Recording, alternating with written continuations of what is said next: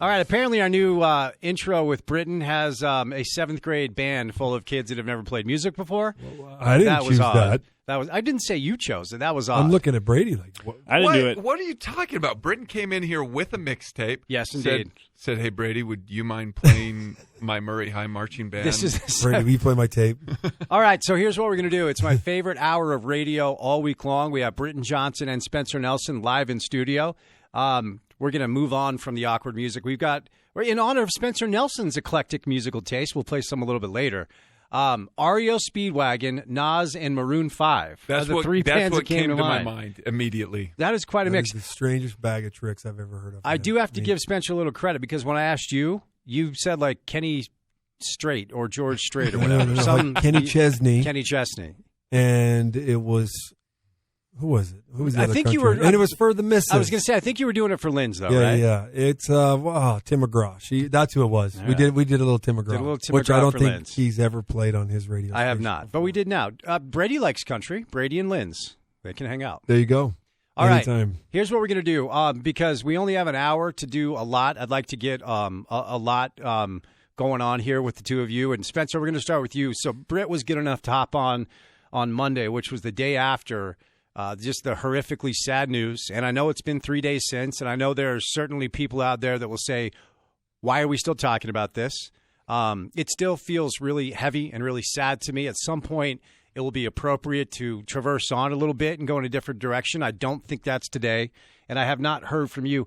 So a couple of different things. You played professional basketball. You're a father of daughters, and basketball means a lot to you. You're part of the family, as we all are. So how did this news hit you, Spencer? Where were you, and how have the 3 days since you heard that Kobe and his daughter and 7 other people, by the way, passed away in this horrific accident? Like, what have the last 3 days been like for you? Yeah, it's interesting. I told someone this, and I've actually said it a couple times. And I don't mean this to come off the wrong way, but I was really surprised at how genuinely sad I was. I didn't know Kobe personally. You know people who know Kobe, but I didn't know him personally at all. But you watch a guy, you admire a guy, maybe you cheer against a guy, whatever it is.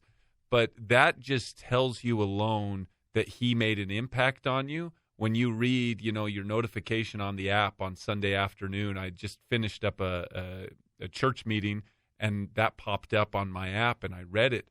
And, I mean, it's cliche, but my heart sunk. And then I immediately closed the door. I immediately clicked on it to read the article, and I was genuinely sad. I came home. My wife and I, we sat and we just in front of the television watching the news, and yeah, as the story unfolded of Kobe, and then his daughter, how could you not get a little emotional and just feel so sad about the entire thing? And so that's probably the biggest takeaway of how sad I was, and it tells you the actual impact that he had on me, regardless. And I think part of it also is because there's a personal nature to it. He's a year or two older than I am, year and a half older than I am. He has daughters. I have daughters. Kind of those same things, those parallels, and just thinking of that situation. And the other hard part is I saw someone tweet it, and I agreed with it. It felt like he was getting better and better as basketball moved on. Some guys have such a hard time moving on from basketball for some reason, and I'm sure he had a hard time. We see a certain part, a small portion of it, and I'm sure he had a hard time, but he really was flourishing in life after basketball and the different creative things he was pursuing, business things he was pursuing, and he just looked so happy. I think that was one thing. He always looked really, really happy, and so. Yeah, just sad. Yeah, really sad. So Britt, great mind once told me radio's not linear. So for those of our listeners that on Monday may have not heard what you had to say about how it hit you, again, like Spencer, you're a father of daughters. Like Spencer, you played professional basketball, and look, we're all a little bit of a family when it comes to loving this league, loving this game, loving the sport. I don't know why it feels so heavy 3 days later, but it does. So tell me where you're at with it now. Yeah, and when I first heard about it, I don't know if you guys have heard anybody else say this, but this is what literally happened to me. I was in my kitchen, and I was just getting some stuff for my kids, some food ready for them, like lunchtime. And I saw on my iPhone just a text come up and it just said, "Did you hear about Kobe?" And I knew it was talking about Kobe Bryant, but I looked over and I ignored it for a while. And I sat there and thought, is Kobe coming back? For a second, I thought, really? Is Kobe coming back? And I thought, don't do it. But then I just went immediately in my head. I went, oh, wait, Vince Carter's 43. Is Kobe coming back to just play 12, 15 minutes a game? Huh. And I got excited. And so I just sort of ignored it. And then I saw the phone keep beep, buzzing. And then I thought, okay, maybe my brothers are telling me they're excited because whenever, good news happens in basketball, we all just start hitting each other up. And then when I read it, it was just probably similar to you guys. I was shocked and thought, no way. Yeah. There's just no way. And I spent the next 4 or 5 hours in front of my TV with my kids, and they watched me be very emotional. I saw my little girls be emotional. I think just the whole part of the story and how it's kept unfolding, like Spencer Nelson just said, it made you more and more sad and more sick to your stomach. Yeah. And I just think the way that, all the details that came out about it, it's a nightmare of a story. Yeah. It's a nightmare of a story. And then I love what you just said, Spencer. What was interesting about Kobe is his life was so intriguing. I mean, how many former basketball players or sports guys go right into coaching or into broadcasting and you're just like, yeah, okay, cool. That's what is usually available for him. But he was, in business magazines. He was starting new businesses. He showed up with these business partners that we'd never seen before, and they were all talking about how creative his mind was. And so I don't know, man. It was a tough day though. It was a really sad day, and interesting that it happened on a Sunday where most families were probably all together. And in a strange way, I feel like it's made a lot of people stronger. Mm-hmm. You've had some incredible comments about the way it's made you want to reach out to people and feel better. And for me, the same thing. I felt horrible about the times I've left my house without telling my wife I love her, my kids I love her. It's just it was a shocker, but at the same time, I feel like it's bringing people closer together as well. Was he McDonald's All-American game year before you? So I told that story on Spence's show the other day. I'll tell you real quick how I first heard the name Kobe Bryant. Jeff, my brother, came home from, and he was, yes, to answer your question, but he came home the summer of my sophomore year going into my junior year, Jeff's junior year going into a senior year at Murray. Jeff had just finished the ABCD All-American camp. Gotcha, and that's where it was. He and Mike Vrains came home from that and said, there was this dude there. I'm telling you, this guy, he played like Michael Jordan. That's all I remember them saying. Yeah. I'm like, okay, yeah, well, okay, whatever. And that's how we all were forever. And they said his name, Kobe Bryant. And Kobe, you heard of people's names, Colby, Colby, but Kobe was pretty unique. And I was absolutely, like, yeah. It stuck with me, Spence. It was so weird. I remember that. Did you see the Ken Palm stats of babies named Kobe and how it spiked in the years? And then he said, hey, it's probably going to spike again. It's funny because AAU summer, so it would have been 97 going into school year of 98. I was on a traveling team, Adidas traveling team, and that was the shoes we got. We're the first Kobe's. Nice. If you remember the very first Kobe's. They were Adidas, right? Yeah, they were Adidas. They were pretty ugly shoes. They were different looking. Yeah, but we thought they were awesome. And because he had just been on the circuit, I mean, a year before type of thing. It was pretty crazy. Well, the whole thing's nuts. It was, yeah. And then I had a chance to play against him one time. It's one of the funnier moments in my NBA career where I checked into the game to play the Lakers, and T-Mac told me to go back and sit down, and I was actually supposed to sub in and guard. I love this. But it was funny because I was actually supposed to sub in and guard Kobe, and that would have been an awesome story for him. But I never got the chance to guard him. I subbed in like a couple minutes later. I was at the scores table, and then I stepped in and I gave him the nod, and I was like, Mac, I got you. He goes, no, I'm good. I'm like, what?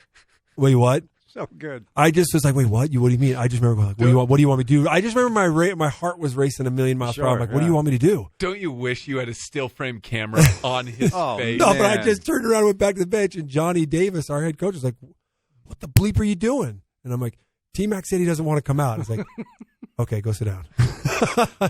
And I missed my chance to guard Kobe. But I got in later, and when I subbed in, Spence, I subbed in, and I was at the free throw line with the mailman next to me. So I did get in and like nudged Carl. I was like, what's up, Carl? And because we kind of had worked out. Then. Yeah. He's like, what's up, young fella? And then across from me was Shaq. And then next to Shaq on the free throw line was Kobe. So that, for me was my just wow moment. Hold on one second. That bears repeating real quick. You were on the free throw line. On one side was Karl Malone. Across Next from you was yeah. Shaq and Kobe. And Kobe, yeah. That's insane. Insane, right? That's awesome. Yeah, and I didn't play more than like 3 or 4 minutes, but I got in. Just who cares, right. man? Caught a breather for some guys. Man. I guarded Devin George, and just man. But yeah, well, now that's you ruined the story. Yeah, that's who I guarded. Stop. Do you remember Stop Devin right George? there. Of course I do. Yeah, that's who I guarded. You were talking Karl, Kobe, and Shaq. Devin, and then Derek George. Fisher was in the game. Yeah, but I was on. Well, and what was cool about that game was T-Mac and Kobe had a thing going, just back to back. We all just stood and watched them play like one-on-one. It was surreal. So anyway, sad week, man, in sports, and it's still just it makes you cringe when you think how it all happened to this guy. You know, we want to all, I think, leave this life peacefully on our own terms, and this was astronomically different, and I think that's just a big part of the pain. And I'm glad you brought up, and that's well said, both of you, but I'm glad you brought up, like for me, like you were saying, for me, it's motivated me to, like last night, I was just, came home, I was bummed. I'm like, you know what? And I've got a group of like 18, 19 buddies from college, and we're really tight, and it's, they're fraternity brothers of mine, and we're not the type of guys that express ourselves often, right? So I said, I'm going to text my friends. And so I just texted my buddies. I'm like, hey, I just want you to know, if I died tomorrow, I just want you to know I love you. That's it. Same thing with my family. And so if there are silver linings to a tragedy like this, and I don't know that there is really, and ultimately we'll see what good comes out of this, I just want to unwrap a few things, and I want to get both your thoughts. So I want to know if it has motivated you to be more present, be more, in the moment, and appreciate, what you have here and now, because it can go so fast. And then, excuse me, the other thing that I was curious about, to get both your thoughts, as you grow in life, as you get older in life, death is part of this experience that we have.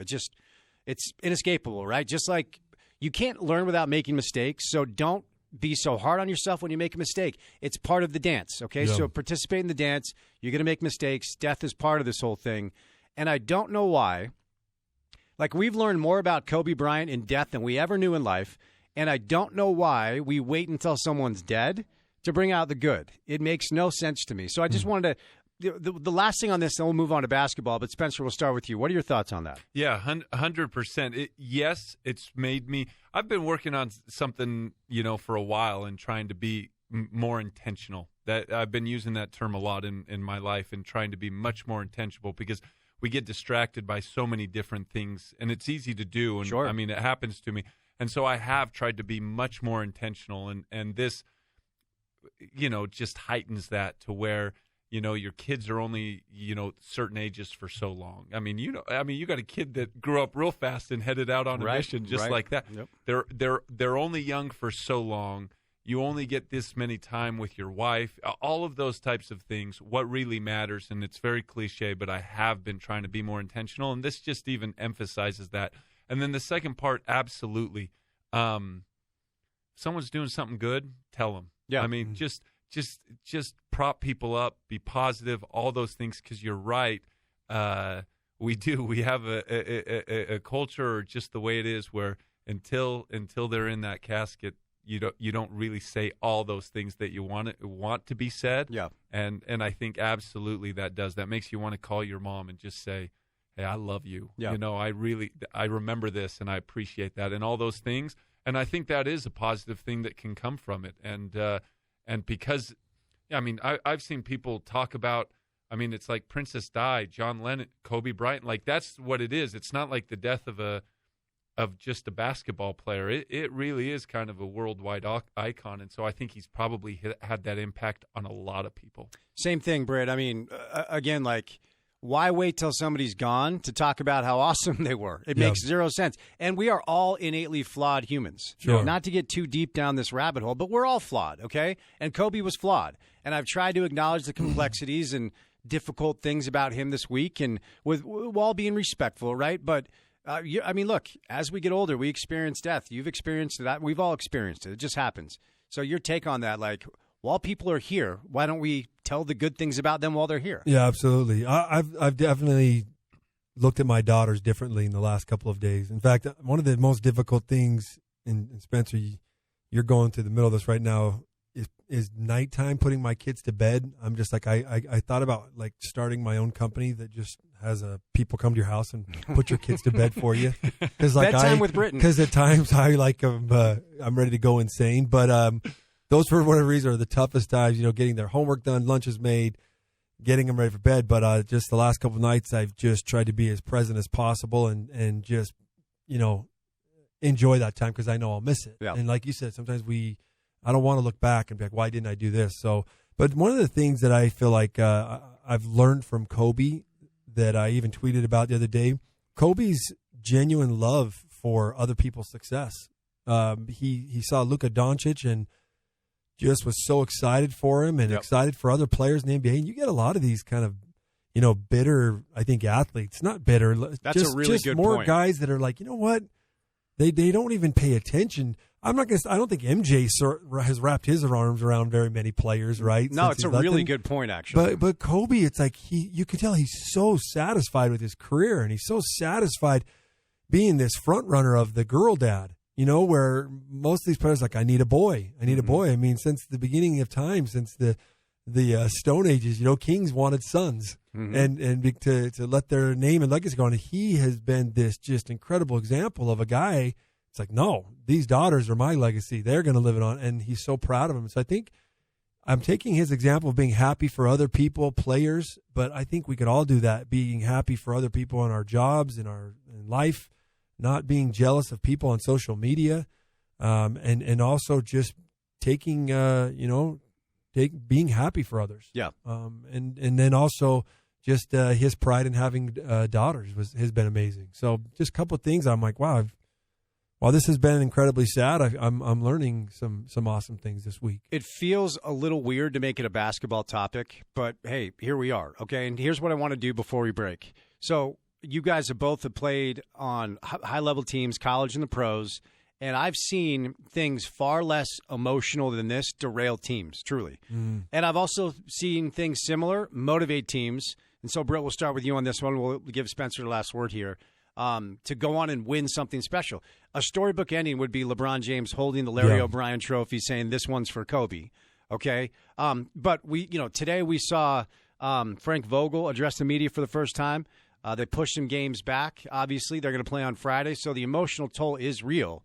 If you had to guess how they're going to traverse this, how do you think this affects the Lakers? Absolutely in a positive manner. Because already I think that even though they have LeBron and Anthony Davis, Anthony kind of always made me wonder with his toughness.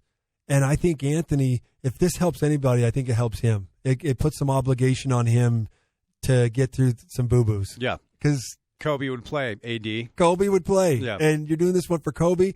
Not so worried about LeBron. I'm just not. I think LeBron wants this championship more than anybody. But for AD, I think this is going to have a positive effect on him. Your thoughts, Spencer? Well, what a story it would be if they could. And I think that's what I hope, how it plays out. And I think it will. I think in this situation, I think it galvanizes them. And they'll hit some bumps. They could hit a bump for the next week or two, but there's going to be a turning point. And it's probably already been said in the locker room, but it's something that will carry through the rest of this season of, hey, we got to do this. Yeah. It's not a matter of, hey, we want to do this or anything. It's literally, and just saying that honestly, because I've been in locker rooms not like this. I don't want to equate anything close to this, but I've been in locker rooms where you looked around and you were playing for something more than yourself. Sure. And you were like, we got to do this. And in that locker room, that's what that mood, that's what that mindset is. There's no option. I'm glad you brought it up because I hadn't really thought about it yet till now, Spence. But I sort of wonder how the other teams will look at it, like in the playoffs. Because let's be honest, the NBA is going to want the Lakers to win. I think the refs are the refs going to be influenced by it, right? So it's going to be interesting because what are you going to do after a game? Complain that the refs are favoring because you know what I mean? Yeah. It's like I don't even want to say it. I don't want to go there, but it's like it could also make for some. The whole world will want secretly will want the Lakers to win. I do. Yeah. Absolutely. If the Clips upset them, they're like, screw you. I don't want them. Jerks. I'm going to say I don't want them to beat the Jazz, but I do want them to go as far as they can. Right, fair enough. All right. Speaking of the Jazz, coming up next, that's what we're going to do. The Jazz have been red hot, but I have a concern about what I saw schematically from Houston on Monday that I want to talk to these two about.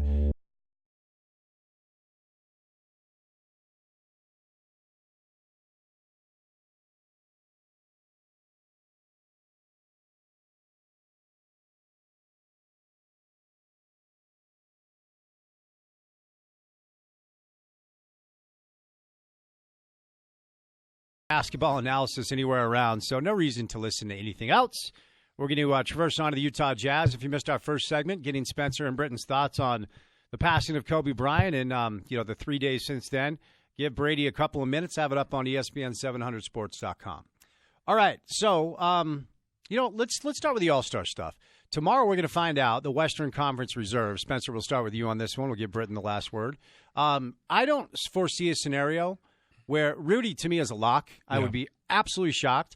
And I was actually looking today. I actually don't know how Donovan can be left off unless you put Paul George on there, and I don't think you can. So what is your best guess as to what we'll hear tomorrow night with the Jazz All-Stars? I agree with you 100%, but I have a hard time seeing the Jazz get two guys. It just comes down to something like that. And so I think you're absolutely right. Rudy, in my mind, is on for sure. I say 70-30, Donovan's not on there. Oh, really? Yeah. I honestly, I think he's probably not. Do I think he deserves to be on there? 100%. Do I think he'll get nudged by another Western Conference guard, older, has a name, but not nearly the type of season that Donovan's having?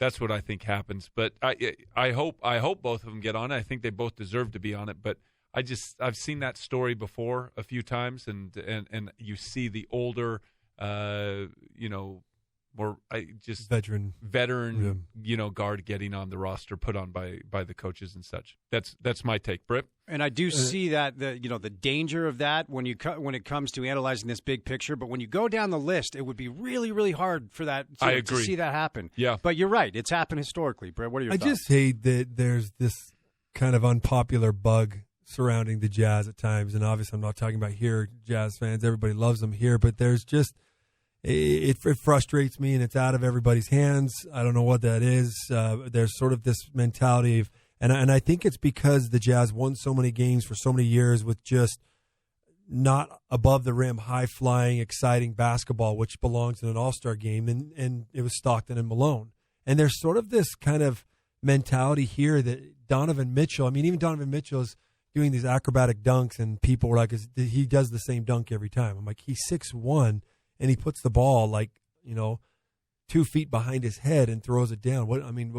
I could watch that all day long, and I don't know if you guys even know what I'm talking about. Somebody had put out there on Twitter that he actually does the same thing every single time. Yeah, I saw that.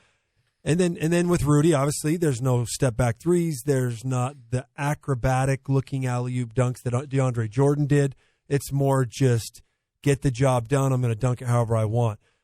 Rudy and Donovan, just like Spencer said, deserve to be in the game. But it's just, for me, I get it.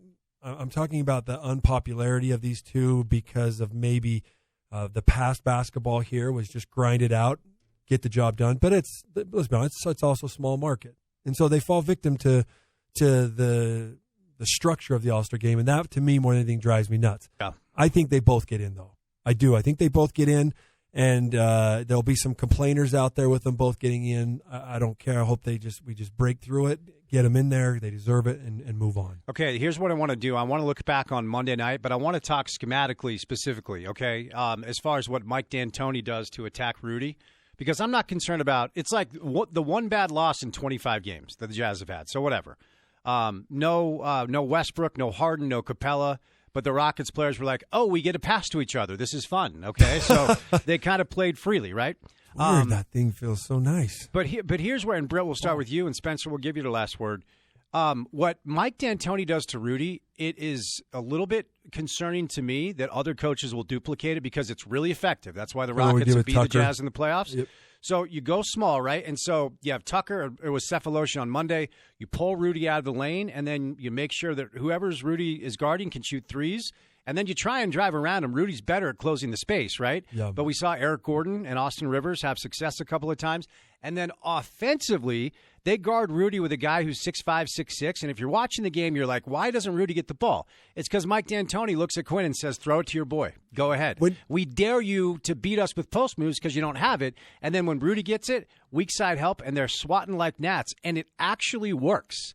So what are your thoughts? I just wonder if D'Antoni was like, holy cow, I get to actually put together a game plan and not have it ruined by Westbrook. Right. I mean, don't you guys, yeah. and I don't know if you talked about this at all on your show, don't you guys think the Jazz would have had a better chance if Westbrook plays? I always think that. Because listen, how many times have the coach had been like, hey, Russ, remember that plan we went over for like 2 days and then an hour before the game? And he's like, no, I don't remember. I'm playing Russell Westbrook basketball. Right? It's like, that was kind of a cool plan to throw out there. And Spencer's he's a former coach. He knows you sometimes throw out these plans and they can get demolished quickly. Like our triangle and 2 against Arizona, right? Was that Bibby and Simon? Who'd you guard? Bibby and Simon. It worked because we left Michael Dickerson wide open, an All-American.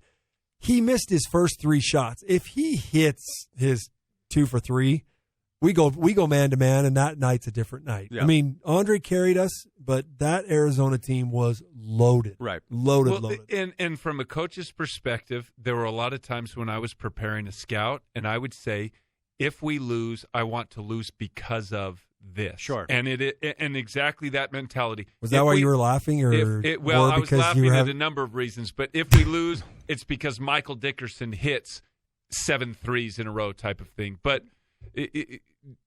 Houston did it last year, has done it every year that they play him in the regular season and playoffs. That's what he does. He tries to pull Rudy away from the rim. And when you watch, it would be interesting to see if anyone has the analytics, how much time Rudy spends in the key normally in a game. And against Houston, I guarantee it's 30% or 25% of it. They pulled him out so much further. And you're absolutely right. I'm shocked. Because it's not the first time they've done it. I mean, they did it last year. Yeah. I'm shocked. There's so many times I look at it, I'm like, why are other teams not doing this? Well, like Minnesota with Cat. Why aren't they doing it? Like you have a 5-man that can drill 3. If you play against the Jazz, do that. Yeah, right? No, that's exactly right. But like Cat, they've got to shoot it at a high level, and it can't be a guy that if they miss 2, they're going to. And Tucker shoots it better than Cat does? From I don't 3? know. Percentages, I'd have to see. Corner, guarantee. Yeah, yes. absolutely. Yeah, corner, stick him insane. in the corner, unbelievable. That's where you just stick Tucker right there. But, yeah, and then you have to be okay if you're the Jazz, if you're going to say, okay, we're not going to play that game, and you just let no one guard that guy. But you have to guard Tucker in the corner. He's going to shoot him at 40-45% pop, and you're going to lose. So tonight, let's get a quick thought on tonight. The Jazz continue to be a little bit lucky with teams sitting players or players being hurt, whatever it is. We know in today's day and age in the NBA, it may not be a legitimate injury. LaMarcus Aldridge is not going to play. San Antonio still has some pieces. DeMar DeRozan's a good player. Jakob Poeltl, former Ute, and they've got like 4 or 5 little guards that are all pretty good. Having said this, the Jazz are a better team. So what are you expecting to see tonight? With a guy like Jakob Poeltl, and I was just thinking, we all know this, that's the perfect center for Rudy to have to guard. Right? A guy that's not going to go out past the 3, and Rudy could leave him out there and sit in the middle and wreak havoc. I'm interested, actually, guys, while we're on the topic, to see if Popovich does kind of try to take a page out of Houston's book and spread the floor out. One thing about Greg is he's not afraid to do anything. He's not afraid to try something new. He sat and stared at Shaq while Shaq MF'd him for doing the hack-a-Shaq, if you remember those years. And he's like, go make some free throws, big fella. While I was like, this is awkward. And I'm like cringing. Greg Popovich could have cared less. So he's not afraid to try things and copycat. So I'm actually going to be kind of interested to see if that happens tonight. But for the most part, look, I just love watching these 2 franchises go at it, Spence. These are the 2 most respected, just hardworking teams, well coached, always have been well coached for the last 20, 30 years. And it's kind of a toss-up when these 2 teams play right now. They've got some pieces to duplicate what Houston does. So DeJounte Murray, Bryn Forbes, DeMar DeRozan, they've been starting Trey Lyles as of late, and Rudy Gay has been coming off the bench. Bellinelli, Lonnie Walker, Derek White, and then Jakob coming off the bench. So Spencer, give us a thought on Jazz Spurs tonight. What are you expecting to see? Yeah, you could see Popovich do similar strategy, put Lyles, Rudy Gay, have them guard Rudy on the defensive end and then try to stretch the floor. But I think you're going to see the Jazz get back into a rhythm and a flow. If they can keep DeRozan from going off for 50. I mean, anytime you give up 50 to one player, it's going to be really hard to win that game. But, I mean, I envision that they're going to bounce back and they'll get back on their winning ways. If DeRozan, both teams coming off losses. And they're coming off a worse loss, Spence. They're coming off a loss to the Bulls. Right. And Jim Boylan, your boy, who loves his guys, by the way. If DeRozan goes for half 100 after Eric Gordon did it on Monday, I will broadcast tomorrow's show with no pants on. Ooh, wow. I like that. Brady, you're welcome. And by the way, Spurs coming off 3 losses. Good thing you're so in Leighton. There's going to be some I think seriousness to their game tonight coming from head coach Greg Popovich and then into this team, because 4 losses from the Spurs, that's not likely. And I'll say this, but the Jazz, Spence, I sent you that video of Donovan playing. I was telling Brady about it. Playing strange basketball, almost like the Kobe thing could have been lingering in a lot of their minds. And then also, Spence, you have a big win like Dallas that we saw Saturday. You have a strange Sunday in the world, NBA, whatever, and everything. And you probably spent more time thinking about that than even preparing and contemplating getting ready for the Rockets. I say, watch that Rockets game and move on. Learn a little bit from it, what you need to, but I don't take too much into it. I think tonight's going to be a big battle, more just because you came off a loss to the Jazz. You've lost 3 in a row, Spurs. Ooh, this will be a tough game. Jazz are a 6-point favorite on the road in San Antonio, so that tells you what the boys in Vegas think.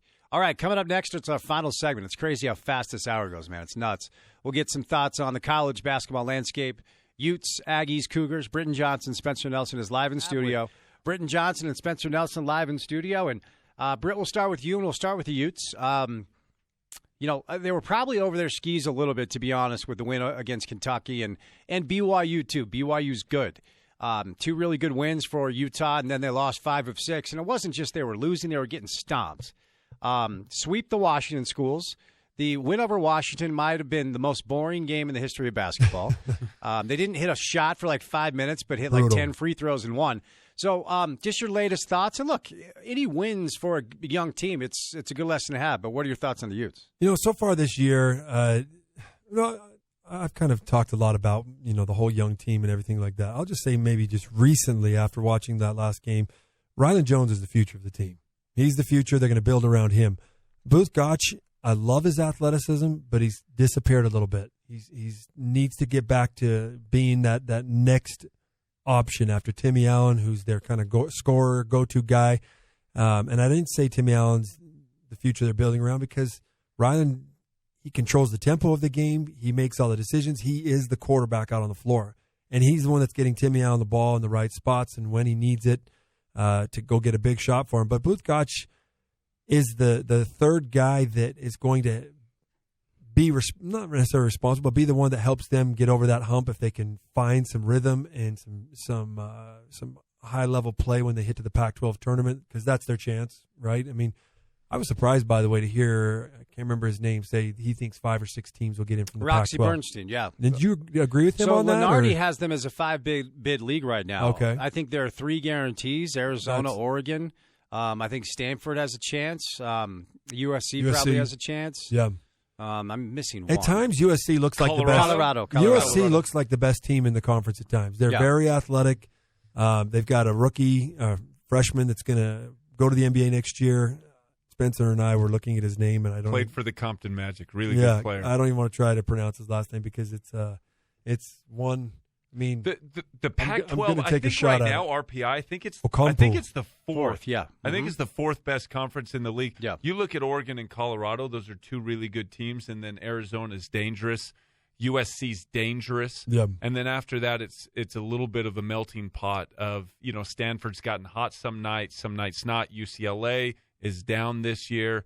I think Utah's kind of right where they're supposed to be in terms of. I think they're going to finish better than 9th where they were picked. If they get to 5th or 6th, I think they've vastly outperformed, and they'll probably finish up right close to where they are, 6th or 7th spot. But I think they are better, than the Cals. I think they're better than Stanford, to be honest with you, and Oregon State and Washington State and those schools.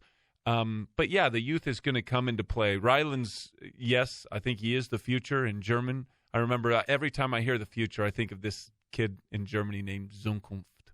That's how you say future in Germany. That's German for future. Zukunft. There you This go. kid named Simon. Anyway, that's a long another story. But look, they still they're going to win some games they probably shouldn't, and then they're going to lose some games on the road that they should win. That's just what happens with a young team, and so they're going to kind of play at this level the remainder of the season. Do you still hold the rebound record from your team in Germany in the EuroLeague? I don't know. Do you know he held the how many boards? 1 game rebounding record in the EuroLeague, which is the league right below the NBA. I know. How many boards are we talking in one game? Bunch. Don't say you don't know because you know. To be honest, know, I don't know. Oh, Spencer. don't do that. It was 20-something. And Like that was the 20 game plus. that got me my contract the next year. I played for the team we played against, It was Benetton big news. Treviso. Michael Cage stuff. It was like 20-something boards, and yeah, it was a good game. It was fun. It was right before Christmas, and I had no idea. And Fresh young legs. That game literally got me my next contract. It's a lot of boards, man. That was good. Have you guys honed in on Jan Tunen, on Mickey Jan Tunen, the Utah freshman? Yeah. So you're right about Ryland. It's clear that he's going to lead the situation. I think Jan Tunen has a chance to be really good. Like, I think he can be a pro. He has the best upside. Yeah. Ryland, I don't know what Ryland's professional anything. He's going to be a phenomenal college point guard all 4 years. When you He's text professional, but Jan Tunen is. I recruited him. That's probably not the right word. I was very aware of him. I knew we weren't going to get him, so I didn't put any emphasis there. But yes, I agree with you. He probably has the best upside, including Timmy Allen. Yeah. In terms of upside potential and becoming a professional, I agree with you. Jan Tunen has a lot of good skills and tools right now that they can build on. When you text me at the Utah Utes game and you were sitting over with some scouts, was that on their radar? Was he one of the guys they were there looking at? That was the Oregon game, yeah, right? they were more there to watch Pritchard. And so I think the Duarte kid from Oregon is a pro. Right. And Brent Berry was talking more about Pritchard and Duarte. Okay. No one was really talking about the Utes because Mickey's got work to do. Yeah, he's probably 2 years away, but you could see him junior year, like putting in a piece of work to where they're like, hey, this kid has a chance. Yeah. All right, let's make a stop with BYU. We'll finish with Utah State. I think BYU can make the tournament and win a game if Yoli stays healthy. Yep. I think they're good. At the start of the season, I was a little bit skeptical. I'm not saying Dave Rose didn't coach defense. I'm saying Mark Pope does. And I think it's made a big difference. Britt, we'll start with you. Go to Spence. Absolutely. I mean, Pope's intensity fits with a defensive mentality. I mean, the guy in practice, he's 100 miles per hour, and he expects his assistants to be the same way, and they're preaching defense. And it's to a group of guys that maybe held on to some, I won't call them bad habits, but different habits from their 3 years of coaching with a different staff or being coached by a different staff. But I'll tell you, right now, BYU with their veteran, they've got kind of veteran leadership there and 4-year players and 4-year plus. Obviously, guys like TJ Haas that are return missionaries. They have Yoli, who's one of the most athletic 3-4 sort of slash maybe 5 guys in college basketball. He's a 5. 5. I'm saying really? 3 in pro sports. Yeah, maybe pro. They've got all the tools they need. In college, he's a 5. But I think they're a tournament team. They still need. I mean, look, Yoli's missed a lot of games, so he's probably still not even in his top form shape. He's a handful, man. He's a handful. Yes. So they've got a lot of the things that you need to get to a tournament and even win a game. What do you think, Spencer? No, one thing that goes unnoticed. I mean, I don't know about unnoticed. Yoli's phenomenal.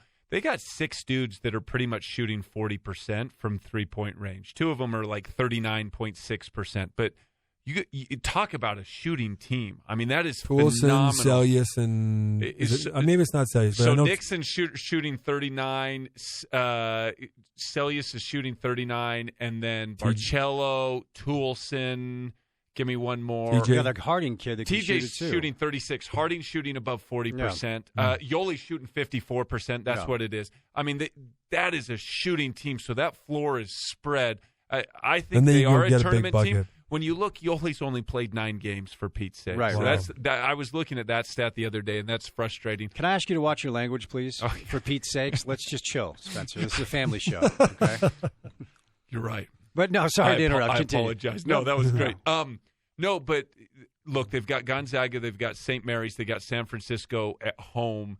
They need to win 2 of those 3. Right. And if they win all 3, then they're in for sure. But even if they win 2 of those 3, I think the body of work and the understanding with Yoli being out, I mean, there's still all the bracketology experts still have them at like a 10 seed, even with the losses recently. Ken Palm loves them. Yeah, I mean, they just can't.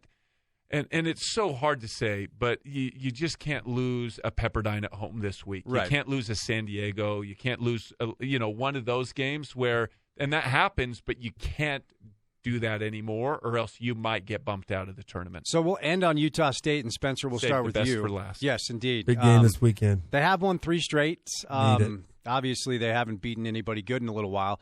I am excited for Saturday. San Diego State, by almost any measurable metric, is one of the best teams in the nation. Yeah. I tell my guy Brady, who's a big Utah State fan, expectations just lead to misery in life. And unfortunately, because Sammy's coming back and Nemi and everything that they did last year, people just figured they were going to roll. You guys know as well as anybody, that's not how college basketball works. There's still time, Spencer, for them to be just fine, but so far it has not been the season we all expected from them. No, they hit a bump in the road, and obviously Nemi's injury in the summer changed the whole dynamic in first half of the season. And I'll say they outplayed what they should have that first half of the season, beating LSU in the Caribbean and beating Florida on the road at a neutral site, but you're in Florida. But yeah, they hit a bump in the road. Watching them against Colorado State at home, watching them for 37 minutes against Boise State, I think that's some of the best basketball they've played. I was talking with Sammy and Abel the other day, and I actually think it's really good. Now they're the underdog. They've played. Yeah. It's so hard to be the hunted. Now everyone's viewing them as the underdog, and San Diego State above that. If I'm a Utah State coach, this is a weird thing to say. I actually want San Diego State to win this game, so we're going into the conference tournament having lost to them twice, and then our guys are just hungry as all get out. But I do see them having a good chance of going to Viejas this weekend and winning that basketball game. I don't believe Mensah's playing, which is their big man that's been out for the last 3 weeks or so. He's a difference maker, especially with a healthy Nemi who's in shape. So Utah State can absolutely win this game. They probably lose it, but 4 3-point game or something like that. But I actually like that if I'm a Utah State coach, because you're like, okay, we're going to get them in the tournament. We've got some breaking news for you, Spencer. I'm sorry to say your single-game rebound record has been broken. You set the record on December 22nd, 2005, with 20 rebounds on the dot. Nice. The record now is held by Antonis Fotis, the Greek guy. Is he the beast? Oh, is that the big dude? Britton is that the big dude? Britton shoved his finger in Fotis' face. You jerk. Fotis swiped it away, and Britton... I need to hear the story now. Oh, this is great. 24 rebounds. You weren't in the arena, right? You were just watching. I remember on TV. watching this. Oh, this is that guy, Fotis was a good player. I think he got drafted. I don't think he played in the league. Mursad Turkhan has like the next 5 best rebounding games. By the way. Yeah, he Fenerbahce dude. So what'd you do to Fotis, you bully? Well, it was in our. First of all, it was in our arena. And you'd think the fans, because we had crazy fans, would jump behind me, but he's like a Greek national player. He's like probably like the Carmelo Anthony for the Greek national team. Okay. Very beloved player. Nobody had my back. I basically was like going after one of their what was it? Were you pointing at him, or was it the ball? He was putting the ball into my chest. He kept pushing me backwards with the ball. I was just guarding him from out of bounds. He walked onto the court and started shoving me with the ball, and I smacked the ball out of his hands, then kind of jumped in his face and then nearly got jumped by a bunch of Greeks. Well, I was just like thinking it would rile our fans up, because you remember how crazy our fans are? No, it was like, don't touch that guy. Did you ever feel completely unsafe on the court in Europe? Like, did you ever feel I had a this moment is not good? In Turkey, we had, much like what Spencer and I went through, the story of the bottle being thrown at us, but we had a player, Charles Gaines, has a coin that hits him. And Spencer is smiling because he knows how crazy this guy is. He has a coin that hits him. Charles, we're on the road. I can't remember where we were playing in Turkey, but it was a big arena, packed. Charles grabs the coin, throws it back up into the stands. Then a couple water bottles get thrown down on Charles. He goes and gathers all the water bottles, throws those up in the stands, and then the next thing you know, everything was being thrown at us. Umbrellas, keys. Jeez. Like, it was terrifying. And I just remember the police ran out on the court and put their shields over us, their, like, riot gear. Seriously. And then walked us into the locker room. We spent, like, a half hour in there, came out, and the arena was empty. So did you play the game? Yeah, we finished the game to an empty arena. So I'm gonna give you two dangerous moments. Okay, first, Peristeri, we're in Athens, and I know this place, and I know this story. Before the game even starts, two section of fans are starting to throw stuff, and the problem is the section in between them is the families, and so we see objects, water bottles, and it gets bigger objects, and they start ripping chairs out of the seats and throwing them over our kids' heads and our wives' heads. So before the game even starts, we have to sprint over, get our kids out of there, and all of a sudden the riot police start shooting tear gas in the arena. Jeez. So we're running out. Tear gas. Hey, tear gas is real. You want to talk about debilitating? When you're down in Greece and Turkey, it was But then I got to give you one more, and this one is even funnier. So we beat a team in Naples, and it was ugly. We have to sprint. Everything is just getting thrown at us. Fans are trying to hit us while we're running off the court. We sprint to the locker room. They lock us and barricade us in the locker room because there's banging on the door. The fans are trying to get into the locker room. We have to sit there until the riot police can clear the hallway. We wait an hour and a half to where they can fully create like a corridor between the locker room and the bus, and they instruct us we have to carry our bags over our head while we sprint out. And it was like every 15 seconds, go, go, go! And then you'd run out and you'd get on the bus. And they're throwing things at the bus. Different, man. We finally take off, start to leave, and they're throwing things at the bus. We're looking out the windows, and these fans are so angry at us. And we're kind of just laughing at that point. All of a sudden, I see a brick come fly. It was like one of the slow motion come flying through the air, hit the window. Everyone yells, down! And we cracks the glass. Oh my we hit the bottom, gosh. and that bus takes off in Naples. Yeah. It was awesome. That's crazy. Not America anymore. Not in America Makes anymore. the spectrum sound rather tame. Yeah. Zukunft. All right, before we say goodnight, Brady, sorry for going late. Brady doesn't care. Before we say goodnight, Britton, we were talking about you've been speaking at some schools recently. Recently, you were in the motherland, better known as Bountiful. I thought shout about out you. Bountiful High, I thought, 1997 you guys 5A know state Spence champs. You want to hear a story? No. You probably have some good Spence Checkett stories, but nobody cares Yeah. about that. So for our listeners, if you want Britton to come speak to school groups, church groups, businesses, whatever it is, he's put together a cool video presentation. You can see him dunk on LeBron, real thing, and then just a good message. It's worth your time. So, Britton, how can they get a hold of you? I just have a simple website with my name, BrittonJohnson.com, and you can go on there and kind of get information how to book me or how to have me come. Yeah, basically, and I've done all the above. I've done the schools, which I've absolutely loved. Obviously, junior high and high school age kids have more issues and problems that they have facing them than we did in our day and age, especially with all the cell phones and media. But just tackling as many issues as we can to help out these principals and teachers to have a learning atmosphere. It's been awesome. Have you seen the play or heard of Dear Evan Hansen? I've heard of it. I have not seen it. We went and saw it in New York a couple weeks ago. Oh, my gosh, man. Like, it Did you go will see it? rip your heartstrings. It's about what you're talking about, like cyberbullying when it comes to junior high and high school and what the kids have to go through. And having raised a son in the climate, it breaks your heart. So you're right. Does. Middle school, high school, you guys are raising kids that are about to enter this cauldron, man. I'm telling you, it's a different gig when you're raising adults. Trust me, you're going to want to send me a text, be like, dude, I didn't know this was coming, but that's great. Well, it's hard. That. I mean, in kids these days, I've talked with Spencer a lot. Some of them, they just don't even know how to face some of the stuff that's being thrown at them. And for me, giving them a small things to think about on how to be resilient and face problems has been rewarding. So I appreciate you letting me get that out there, and it's been fun. Garrett Temple, I think that's Garrett Temple, and he just took a nasty elbow to the face. That is stitches and blood everywhere. Let's do this real time. I think that's Garrett Temple. Oh, it's his own teammate. Ouch. The DeAndre Jordan. A DeAndre Jordan flying elbow. You remember Karolinko to Malone's face? Yeah. Andre Karolinko broke Karl Malone's only broken nose in the NBA happened from his own teammate. AK's lucky Karl was in a good mood that day. All right, Spencer, what do you have going on? If people want to contact you for great life advice or recommendations for ice cream. I like that. Good jokes. I got good jokes. You got great jokes. You can follow Spencer on Twitter at Spen Nelson is where you get them. I love it. No, I'm actually working with a wealth management firm here in Salt Lake, Iron Gate Global Advisors.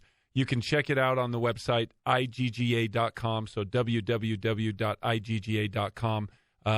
Been in the business for 20 years and do a really good job. So if you have any interest, money. Nice. There you go. Yeah. Reach out to us. Perfect. Well, guys, look, truly, it's my favorite hour of radio we do all week. My hope and goal is to make this consistent. We're still working on it. Promise you we're going to get there. So I appreciate you coming in, okay? Spence, thanks for having us, man. You got it. Always Great fun. to see you. All right, that's going to do it for us on a Wednesday afternoon. Coming up tomorrow, I'll be in Layton. Excited about that. Want to say a special thank you tonight to Roxy Bernstein, Dave Fox, Zach Harper, Britton Johnson, and Spencer Nelson. That's Brady Clark, and I'm Spence Checkett saying goodnight. And our intern, my guy, doing a great job as always. Have a great Wednesday evening. We'll talk to you on a Thursday edition of The Drive right here on ESPN 700. Just waking up in the morning, gotta